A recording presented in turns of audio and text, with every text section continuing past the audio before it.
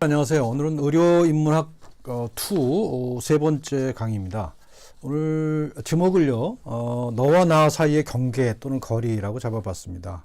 뭐 의사가 될 사람들이고 여러분들이. 그래서 그러면 앞으로 환자들 만나게 될 텐데 그 관계를 어떻게 유지하면 좋겠는가에 대한 조금 더 기초적이고 철학적이고 또 좀 사색적인 이야기를 좀 해보려고 그래요.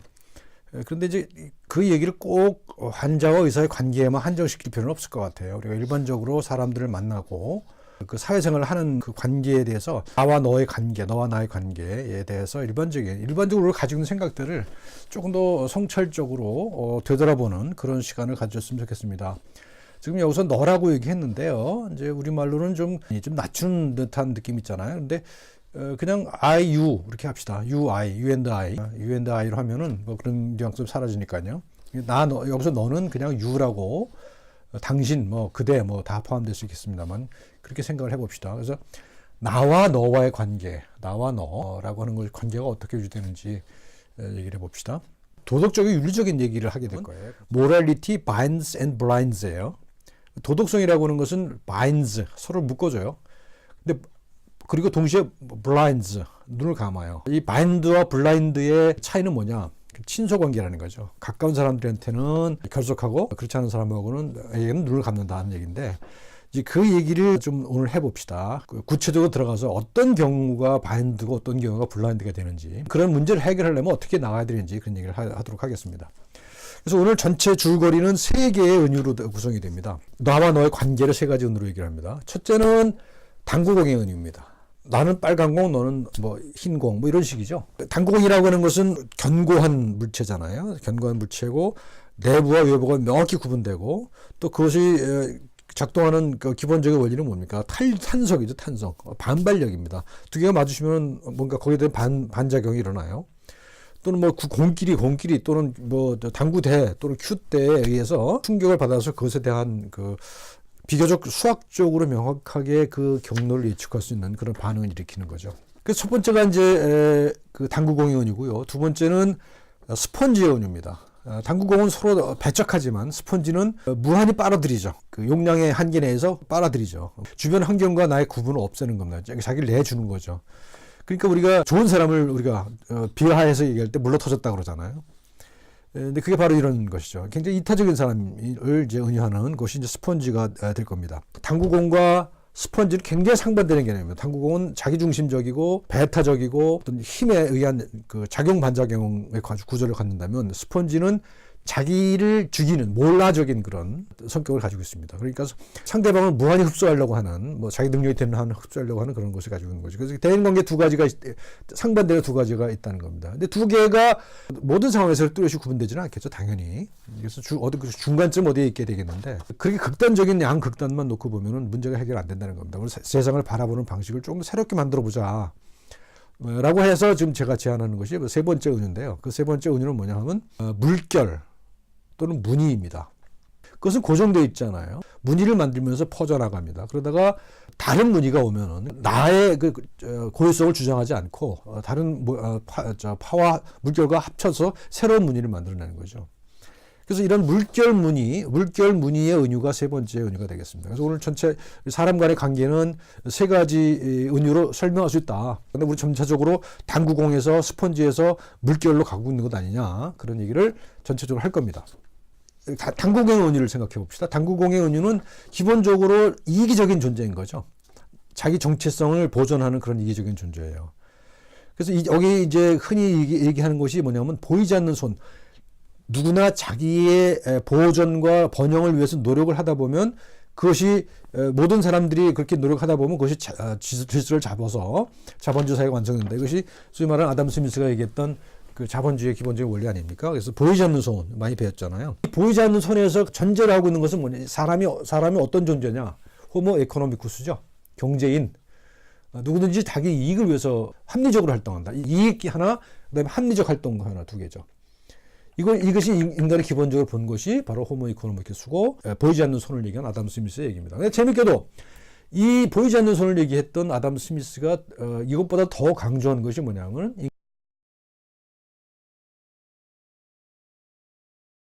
우리한테 알려져 있지 않죠.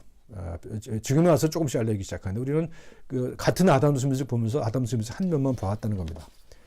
그래서 그 다른 면이 뭐냐? 아담 스미스 다른 면이 바로 스펀지의 은유예요. 그러니까 호모 에코노미쿠스가 당구의 은유라면 공감하는 인간은 이제 스펀지의 은유에 해당하는 거라고 볼 수 있는 것이죠. 그래서 이제 보이지 않는 손이라고 그러지 않고 여기서는요, 보이지 않는 악수를 하고 있다. 누구나 자기 이익을 위해서만 일하지 않는다는 거죠. 항상 뭔가 서로 협동하면서 도와가며 일한다는 겁니다. 인간의 본성이 공감하는 존재다. 아까 호모 에코노미쿠스는 자기 이익을 위해서 합리적으로 행동하는 존재라고 그랬잖아요. 여기서는 공감하는 존재다. 호모 엠파티쿠스다. 라고 얘기를 합니다. 호모 에코노미쿠스와 호모 엠파티쿠스가 이제 상반적인 그런 관계가 있다고 한다면 우리가 지금 대안으로 제시하는 물결 운용에서는 손이 보이진 않는데 그걸 자세히 들여다보려고 노력한다는 겁니다. 안 보이는 손 자세히 보기. 이 자세히 들여다본다는 것은 거기서 안 보이는 걸 보기 때문에 무한한 상상력이 필요하다는 거죠. 그러니까 고정되어 있는 자아들을 여러 개의 자아들을 보는 것이 아니라 그 자아가 당기공이든 스폰지든 간에 그런 것을 보는 것이 아니라 그 자아들 또는 개인들 자기들이 어떤 무늬를 새로 만들어내느냐 하는 것을 본다는 거죠.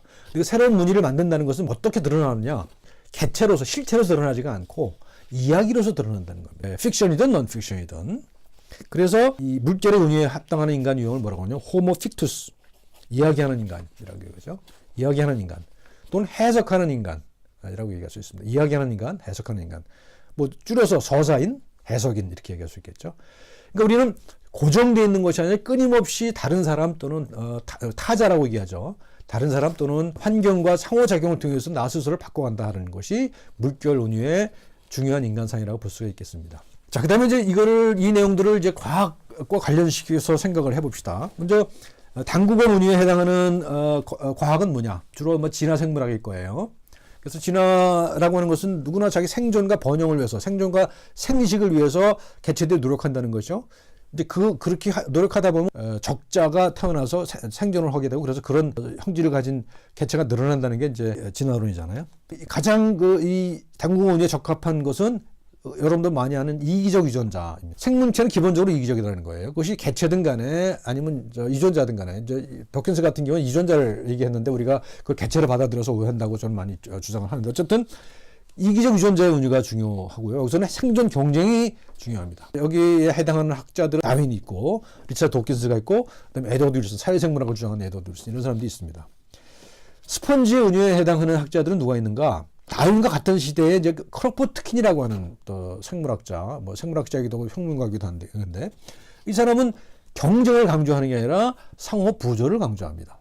그러니까 인간만 그렇다는 게 아니라 모든 생물이 서로 돕고 산다라고 하는 것을 강조한 그런 이론 체계를 만들어내죠. 경쟁이 아니라 경쟁도 물론 있지만 상호 부조한다 하는 얘기를 주하죠. 그리고 이제 여기에 해당하는 학자들은 뭐 도킨스와 대립각을 세웠던 굴드라는 사람, 그 다음에 영장류를 연구했던 프란스 드발이라고 하는 영장류 학자가 있는데 이 사람은 도덕성이 인간에 감에 있는 게 아니다는 겁니다. 그 영장류 동물들을 연구해 보니까 그들도 나름대로의 도덕성을 가지고 있더라. 그리고 그것은 자연적 속성이더라, 그들의. 도덕성이라는 것이 자연적 속성이더라. 인간이라는 존재도 역시 그런 자연적인 상태에서 우리 도덕성을 진화시켜 온 것이다. 그리고 우리는 거기에 어떤 언어라고 하는 요소, 그 다음에 추상적인 상상력이라는 요소를 더 덧붙였을 뿐이지 동물들도 우리가 비슷한 도덕성을 가지고 있다 하는 얘기를 합니다. 그래서 한쪽은 이기적이라고 그러고 한쪽은 이타적이라고 그러고 이게 좀 대립적이죠. 물론 완전히 대립되는 건 아니에요. 중간에 접점을 찾을 수 있는 분야가 상당히 많이 있지만 그렇단 말이죠. 그래서 우리는 물결 운유에서는 이걸 어떻게 볼 것이냐. 두 개를 융합을 시켜버리는 거죠. 또는 지향을 시키는 거죠. 네이처, 본성이 있다고 그래요. 본성이 여기는 착하다고 그러고 여기는 악하다고 그래요. 뭐 그게 이제 우리가 얘기했던 성악설, 성선설이잖아요. 순자맹자잖아요. 그런 두 개로 상반되는 걸 보지를 말고 이 본성이라고 하는 것은 내 본성 속에는 악마도 있고 천사도 있다를 인정하자는 거예요. 그 다음에 그것이 악마의 속성이 드러나도록 하느냐 천사의 속성이 드러나도록 하느냐 하는 것은 우리한테 달려있다.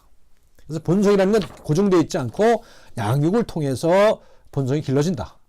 그 nature via nurture죠. 양육을 통한 본성이라고 하는 이론을 주장합니다.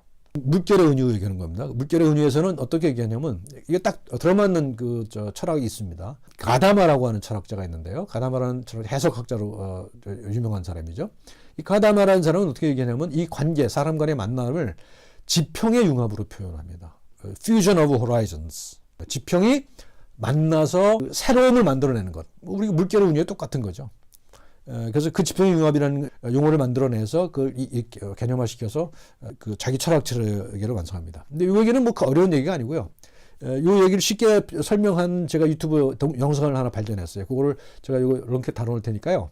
그거 꼭 보십시오. 한 1분 그냥 보면 무슨 말인지 그냥 알게 되는 겁니다. 그래서 지평의 융합이라는 얘기는 여기서 따로 설명 안 하고 제가 링크 걸어놓은 거기서 보도록 그렇게 하십시다. 이기적이지도 않고 이타적이지도 않고 두 개를 다 가지고 있는 거죠. 그러면 뭐라고 하냐면 이야기하는 존재, 이야기 주체성. 그러니까 주체성이라면 이기적인 것은 자기 주체성이 확실한 거죠.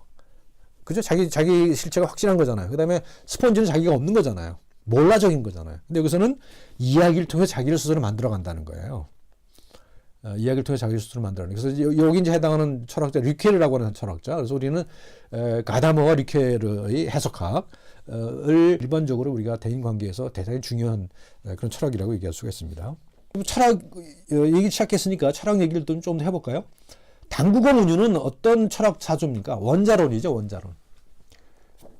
나의 안과 밖의 경계가 명확하죠. 그리고 나라가 본 존재가 굉장히 딱딱한 존재예요. 그리고 그 속에는 나밖에 없어요. 그죠? 다른 사람이 들어갈 여지가 없습니다. 그런 것들이 모여서 이 세상을 구성하는 거예요. 이 세상은 그런 딱딱한 것들이 모여서 탄성 있는 것들이 모여서 구성되어 있다. 그래서 그걸 기계적으로 보는 거죠. 그러니까 기계의 은유가 통합니다. 원자론, 유화론, 기계론. 이게 이제 당국어 은유에 해당하는 거라고 볼 수가 있습니다. 스펀지 은유에서 보면요. 이것도 원자론인 건 같아요. 그죠? 스펀지도 하나의 실체잖아요. 근데 무한히 다른 타자를 흡수하는 그런 거기 때문에 굉장히 순화된 아주 부드러운 원자론이죠. 그 따뜻함이 녹아 있잖아요. 다른 사람을 받아들이니까. 그래서 그리고 생명이라고 하는 것을 고정되어 있는 것으로 보질 않아요. 기계적인 그런 메커니즘으로 보질 않기 때문에 여기 뭘 강조해요? 생기론을 강조해요. 바이탈리즘. 생명의 원리라는 게 따로 있다는 거예요. 그러니까 기계적인 작동 원리를 가지고 하는 것이 아니라 생명에는 기계적인 작동 원리만 있는 것이 아니라 생명의 원리라는 것이 있다. 그게 뭔지를 정확히 얘기를 하고 있지 않아요. 그 다음에 여기는 자아라는 것을 강조하지 않아요. 자아라는 게 뭐 없을 수도 있다. 모라론, 자기를 잊어버리는 그런 것들이 강조되고 있죠. 그래서 순환된 원자론, 생기론, 몰라론, 이것이 스펀지 은유에 적합한 그런 철학적 사조라고 볼 수가 있겠습니다. 물결 은유로 다시 갑시다. 물결 은유로 가면 물결 은유에서는 중요한 게 자아가 있고 없고 보다도 그런 자기들 간에 각자 역사를 가진 또는 각자의 경험을 가진 그 개체들 간에 자기들 간에 만들어내는 어떤 새로운 관계가 있는 거죠. 그 관계를 강조합니다. 그 관계가 그 관계 자체를 서로 만들어갈 뿐만 아니라 그 관계를 통해서 나 자신을 만들어간다는 겁니다. 그래서 구성주의가 되죠. 관계론이고 구성주의고 이것이 이제 물결 운유에 해당하는 사유 방식이라고 볼 수가 있겠습니다. 자, 여기까지 대충 설명을 했고요. 우리가 어떤 것을 선택을 할 것이냐, 그건 각자한테 달린 문제고 또 이걸 어떻게 생각하느냐, 어떻게 받아들이냐에 따라서 많이 달라질 수 있을 것 같아요. 근데 제가 이제 오늘 덧붙여서 강조하고 싶은 건 이겁니다. 이 지금 당구공에서 스펀지를 통해서 물결로 갔잖아요. 근데 이것이 그냥 나온 게 그냥 안 나온 게 아니라는 거 아니에요.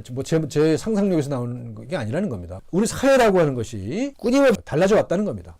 사회를 구성하는 구성 원리에 대한 생각이 달라져 왔다는 겁니다. 여러 번 강조했습니다만 이 기계론 원자론은 근대 문명의 아주 굳건한 토대인 거 아닙니까? 그래서 근대 문명이 이거 없이는 있을 수 없었던 그런 거잖아요.